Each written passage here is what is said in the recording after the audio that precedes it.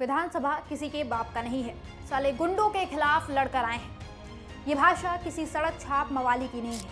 ये भाषा है बिहार के उप मुख्यमंत्री विजय सिन्हा की, जो बिहार की विधानसभा की मर्यादा को तार तार कर रहे हैं। विधानसभा, जिसे लोकतंत्र का मंदिर कहा जाता है, जहां जनता के चुने हुए लोग जनता की बात रखते हैं, उस जगह पर भाजपा के नेता ने इस घटिया भाषा का प्रयोग किया है। आप बताइए, क्या ये भाषा है एक उप मुख्यमंत्री की?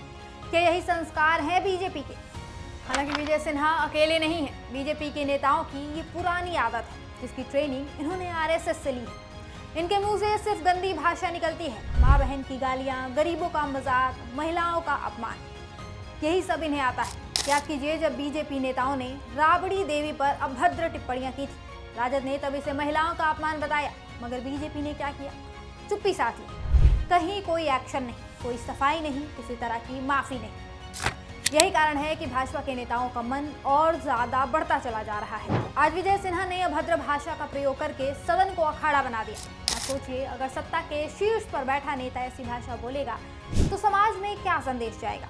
युवा क्या सीखेंगे? बच्चे क्या समझेंगे? बीजेपी बड़ा नारा देती है, सबका साथ सबका विकास, पर यहाँ तो माजरा उल्टा ही दिख रहा है। ऐसा लग रहा है जैसे बीजेपी गालियों में विकास की बात करती है कि उसका कौन सा नेता कितनी भद्दी गाली दे सकता है। बीजेपी के नेता बार बार ऐसा करते हैं, कभी माँ बहन की गालियां, कभी गरीबों को गुंडा कहना। अभी कुछ दिन पहले की ही बात है, जब बीजेपी के प्रदेश अध्यक्ष दिलीप जायसवाल ने कहा था कि मैं गाली का डिक्शनरी हूँ, एक साथ 50 गाली दे सकता हूँ। इसका मतलब क्या समझा जाए?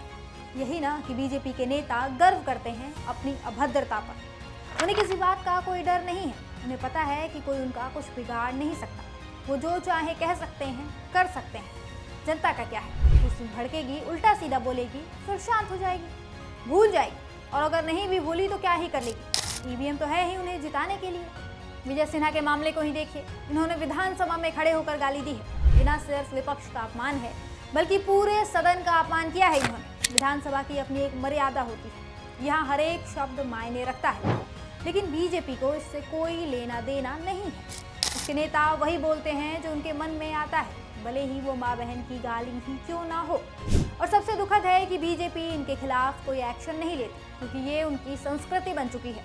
इनके लिए गंदी भाषा कोई गलती नहीं है, ये तो इनका हथियार है।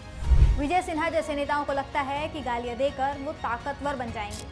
ये खुद को महान और जनता को तुच्छ समझते हैं, तभी तो जनता को भिखारी कहते हैं ये लोग। अभी इसी साल के मार्च की बात है, जब मध्य प्रदेश के पंचायत और ग्रामीण विकास मंत्री प्रहलाद पटेल ने जनता को भिखारी बताया था। कुल मिलाकर बीजेपी के नेता बार बार देश की जनता का, गरीबों का और महिलाओं का अपमान करते हैं, और हर बार बीजेपी चुप रहती है, कोई एक्शन नहीं लेती। बीजेपी को लगता है कि सत्ता की ताकत से सब दब जाएगा, लेकिन वो भूल जाती है कि ये सोशल मीडिया का जमाना है। यहाँ हर एक पॉजिटिव और नेगेटिव बात आग की तरह फैलती है। जनता सब देख रही है, समझ रही है। आज नहीं तो कल वो इस सब का हिसाब भी करेगी।